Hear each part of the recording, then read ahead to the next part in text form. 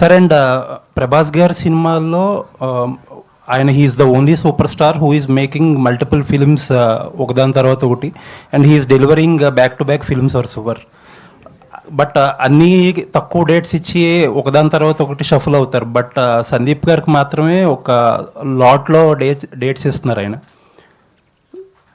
అలా ఏం లేదండి, అంటే మీన్ ఈజ్ బీన్ ఫ్లెక్సిబుల్. ఇప్పుడు ప్రస్తుతానికి ఫౌజీలు ఉన్నారు, ఫౌజీ అయిపోయాక మా దాంట్లోకి వస్తారు. రెండింటి మధ్యలోనే స్విచ్ అయ్యారు. So next video content of spirit ఎప్పుడు ఎక్స్పెక్ట్ చేయొచ్చు? అది సందీప్ అండ్ ప్రభాస్ అన్న విల్ డిసైడ్ అండి. Okay sir, all the best sir, looking forward. Thank you. Pranay గారు ఇక్కడ సార్ చెప్పండి సార్.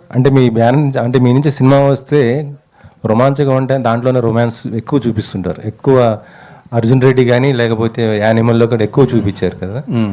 ఇందులో ఎలా ఉంటుంది అంటే మొత్తం కూడా మీరు హాస్యము, ప్రేమ, ఉత్కంఠాన్ని లేపించారు. ఈ మూడిట్లో ఎలా ఉంటుంది? ప్రాపర్గా బ్యాలెన్స్ చేసినట్టు అనిపించింది. మరీ రొమాన్స్ ఏం ఉండదు. ఐ థింక్ వేనా నువ్వు చెప్పింది దీని గురించి. లేదు ఏ సినిమా అయినా సరే కథను బట్టి, క్యారెక్టర్లు బట్టి ఉంటుంది కదా. ఈ సినిమాకి ఏది ఎంత అవసరమో అంతే సమపాలనలో కుదిరింది.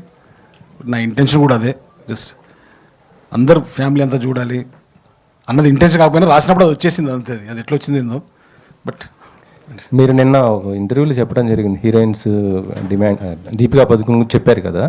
అయితే యాక్చువల్లీ ఏంటంటే హీరోలు వాళ్ళు చేస్తున్న సినిమాల్లో రెమ్యునరేషన్తో పాటు కొంత పర్సెంటేజ్ కూడా తీసుకుంటుంటారు. ఇప్పుడు ఆమె అలా అడగటం ఎంతవరకు అంటే మీ దృష్టిలో ఆమె తప్పుగా అడిగినట్ట ఉందా ఏంటి, అసలుకి ఏంటి అది? ఇట్స్ నాట్ అబౌట్ తప్పు ఒప్పు అని కాదండి. మాకు ఓవరాల్గా ఎకనామిక్స్ వర్కౌట్ కావాలి. ఆన్ పేపర్ పెట్టినప్పుడు ఒక ప్రాజెక్టు పేపర్ మీద వర్కౌట్ అయితే then will translate that, right? We thought it won't work, that's the reason. అంటే ప్రభాస్ గారి సినిమా చూస్తే బడ్జెట్ ఎక్కువ ఉంటుంది, ఎక్కువ బడ్జెట్తో ఉంటుంది. కాకపోతే ఈ సినిమా చూస్తే స్పిరిట్ చాలా తక్కువ బడ్జెటే అని అంటున్నారు. అట్లే ఉండదండి, ఆ సినిమాకి ఎంత అవసరం అంత పెడుతున్నాం. ఓకే. అనంత్ గారు, 8 వసంతాలు మీకు మంచి గుర్తింపు తీసుకొచ్చింది యాజ్ యాక్ట్రెస్. అండ్ ఈ సినిమాతో పాటు చాలా ఆఫర్లు కూడా తెచ్చిపెట్టింది. అండ్ రీసెంట్గా ఎల్లమ్మ సినిమాకి కూడా మిమ్మల్ని అప్రోచ్ అయ్యారని విన్నా. So is it true? లేదు, అలా